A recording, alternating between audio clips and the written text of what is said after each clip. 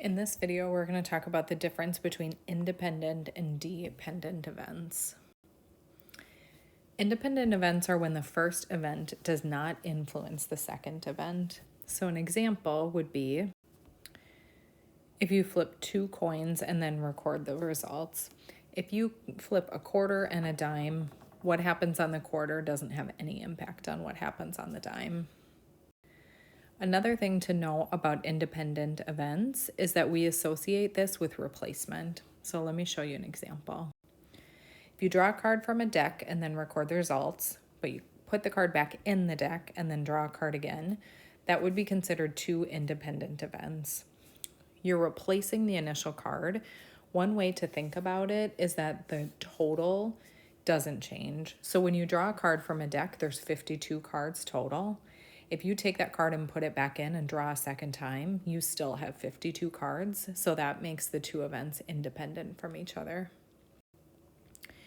Dependent events are when the first event does influence the second event. So an example would be if you flip 2 coins and record the results. If you get heads, you do a cartwheel. If you do tails, you do a somersault. So you're doing 2 different things based on the results of the events. The other thing to know about dependent events is that we associate this without replacement. So let me show you an example of that. If you draw a card from a deck and then record the result and draw another card, that would be considered 2 dependent events. When you draw the first card, there's 52 cards in the deck. When you draw the second card, there's only 51 cards left. And since there are only 51 cards left, you've got 2 different totals. You're not replacing it. And so that means that you have 2 dependent events.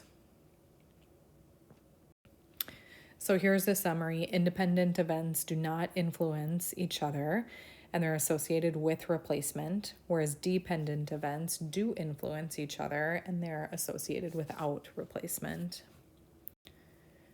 So now let's look at some examples. First example is if you flip a coin and then spin a spinner.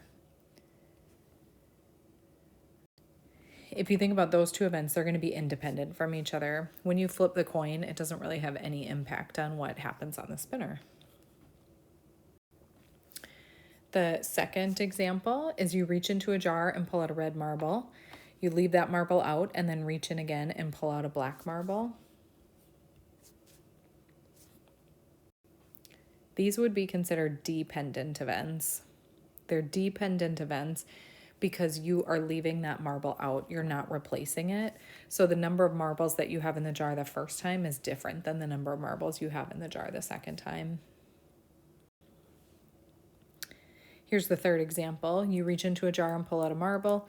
Then you put it back into the jar and pull out a black marble. This would be an example of independent events. Since you're putting that marble back into the jar, you have the same total of marbles when you do the first event and the second event. That makes them independent events. Example number 4, you reach into one jar and pull out a red marble. Then you reach into another jar and pull out a black marble. This would be considered 2 independent events because what happens in the first jar doesn't have any impact on what happens in the second jar. Here's the 5th example. You pull 2 cards from the same deck at the same time. These would be dependent events because when you pull out the cards, you can't have the same card twice. And so that makes them dependent events.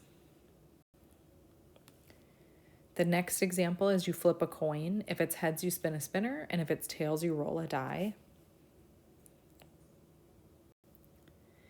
These are dependent events because what you get on the coin impacts what you do. So, if you get a certain thing on the coin, you spin a spinner or you roll a die. Kind of your second step is dependent on what happens on the coin. The 7th example that we have is you pull 1 card from the same deck and then you replace it. This is independent because you're putting the card back in. You want to take a moment to write down the definitions of independent and dependent events. You can do that now.